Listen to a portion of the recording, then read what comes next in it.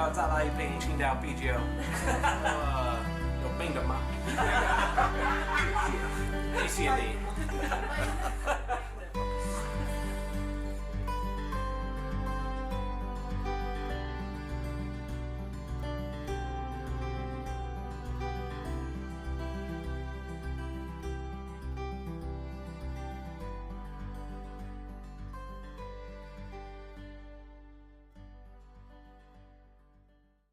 Was yesterday? Yeah, I think overall it was good. I was actually listening to some of the remastered song this morning, and it actually sounded really good. I mean, you can't say that things are easy here because it's actually being in the recording studio is probably one of the most stressful things that we do as a band. It's not something just happens. You have to work at it. I can speak on my behalf. Like whenever I'm behind the microphone and like recording my voice, like it usually takes me multiple takes. It's just really difficult. I think we had some of that yesterday. Some frustrations, kind of later on in the evening. It got difficult, but we recorded it. We were able to mix it, and it sounded really good this morning. Yeah, but overall, yesterday was great. I think with just everybody getting their parts down and going through it, and it sounds really good even coming in today and listening to the rough kind of mix. I think it worked really well. And yeah, like he said, I mean, studio's not easy between waiting all day for your time to go up and do your part, and then listen to the click track and just doing multiple takes of something that might not be that easy. So. It happens for sure as well. I think we can adjust theirs because they're just coming in certain parts. Okay. So, but that's easy to fix. But yours is it's pretty going along with the drums. Right. So. Thierry, did you want to do play around with what you have? Yeah. Right Okay. Let me. Yeah, I think so. Keys What? next. Yeah. You're talking about the very end. No, There's da-da-na-na comment like da-da-da. Yeah. There's a phaser on it. It sounds cool. It sounds more spacey. But it depends on the voicing, because live it sounds very harsh, I And the think. speed as well. Yeah. Let's just let him play around with it. 4, 5. Yeah, no, that. Your last note is what? Was it F sharp? If it's an octave from Yeah. the first one, it's F sharp. So. That's it. We've talked about this a bit, I think, maybe so far, but like the pressures of being in a studio are much different than the pressures of playing on stage or just practicing or being live. And even if you can play something confidently on a stage, you go into a studio and just mentally it's a whole different dynamic. And so there's been times in here where it's like, you do one take and you feel good about it, and then you listen to it and you realize you made mistakes. You do it again and again and again, and it just gets worse and worse and worse. And I don't know how to explain that really, but it's a mental thing, I think. And we all deal with that, and I'm sure even those who have more studio experience than any of us do, they would probably say the same thing.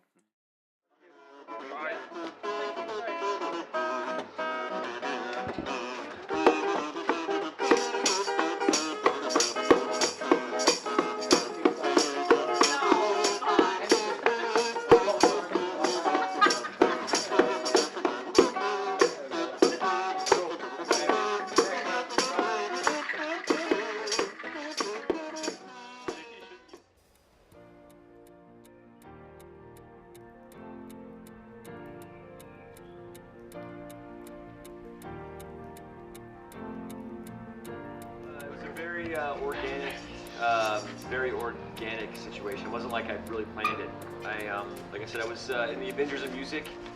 Aaron was actually with me in the Avengers. JP was in the Avengers, and the band was going south. It wasn't really going anywhere, and everybody started doing their own projects, and I was kind of left with nothing to do.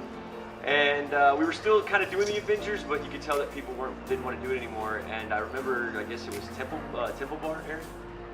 We were at Temple, right? Upstairs. Yeah. Because it was during practice. Yeah, we were practicing. I guess I was thinking about it that week, and I just we were up at Temple Bar, and we were drinking a beer, and I just said, I have an idea for a band. I've been watching Scott Bradley and the Postmodern Jukebox, and I heard the song "Shake It Off," and I said that's the kind of band I want to be in. It has a very Louisiana, New Orleans style, Dixieland feel. And I talked to her about it. And she I don't even think you really, you can tell you didn't even like. I didn't even think really do a pitch. Just like almost instantly, you're like, I'm in. Yeah, I was just like, yeah, let's do it. And I didn't really want to tell JP, but apparently he got. I'm just kidding. No, but I'm just kidding. No, JP came up. Yeah, he was like, yeah, he's like, yeah, I want to play bass, and I was like, well, you're our bass player then. And I purposely recruited Olivia and Colette. They were doing open mics, and I loved what song was that you guys used to do? I used to talk about it all the time. Outrun My Bullet, like that song. Oh, Cross the People.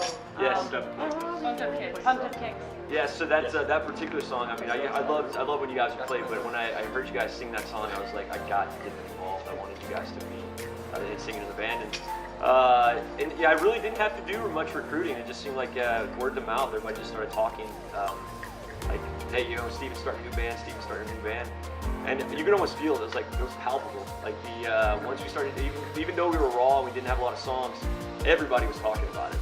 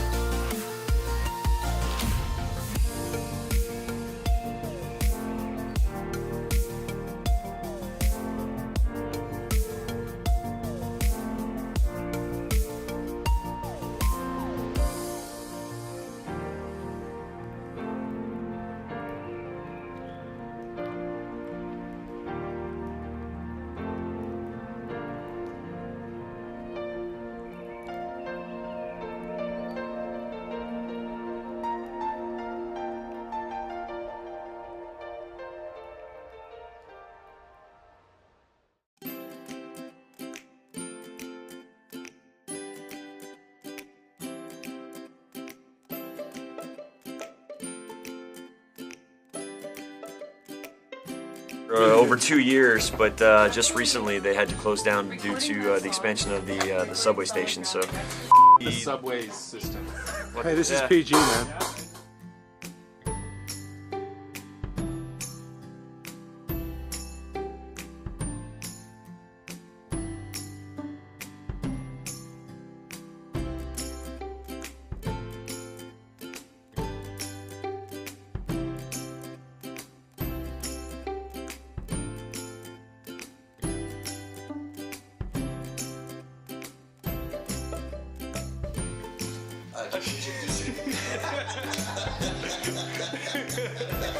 Alright, take 4.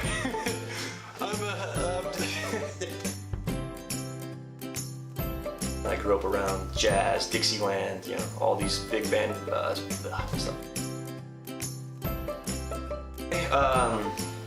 I started the band. Sorry, from again. That's one more time.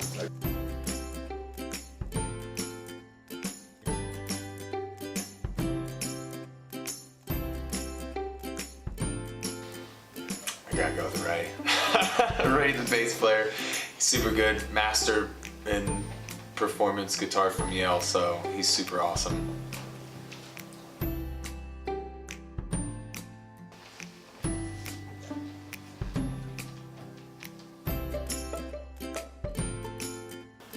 I enjoy it.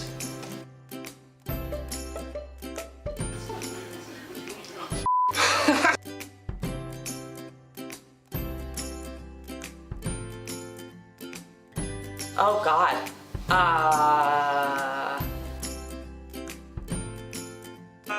That's pretty not accurate. What do you owe me? A dinner. Why? Because it was your birthday 2 weeks ago. Fucking girl. Alright, well, what did you think of the show? Amazing. We are the best summer DJ.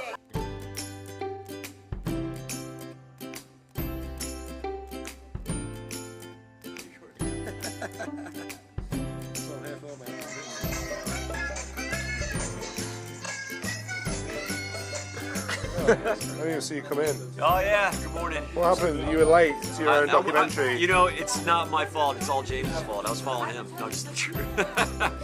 we went to the wrong community. We were across the street, and we realized our mistake. So yeah, and I'm exhausted. I'm still wearing the sunglasses because I don't want to show my eyes. Getting some coffee in my veins, but we'll get there. We'll get there. Alright, cool. The man standing in front of us is Steven. And, yeah, he attracts a lot of female fans and, yeah, makes me jealous. That's all. That's a great answer. All right, kiss, marry, avoid. Who would you kiss? Who would you marry? Who would you avoid? Out of who? Out of the band. Oh. I'll marry you. Oh. I'd avoid you, sorry. Remember this is PG. Oh, yeah. No, I think I'd marry Eric. Oh, I would marry Eric. Yeah. Who would you avoid? You, Steven. I knew that was coming. We got some big egos. Oh, that's definitely true. Yeah. Some of them can hide it, some others. No one's hiding it. No, some of them are hiding it. Yeah? Yeah. Is that me? No. Okay. This is your Jake's idea. Oh, is it Jake's idea? He was like, you guys should do something like ba-da, ba-da, which is usually the feedback that we get. You guys should do something like diddle-diddle-doo. And we're like, what does that mean? Can you make that happen? Write that down for us, please. No, definitely James. So what would make James the biggest diva? He has the biggest saxophone. I do. That's. And he always stands there on the end, just waving that thing around. Yeah.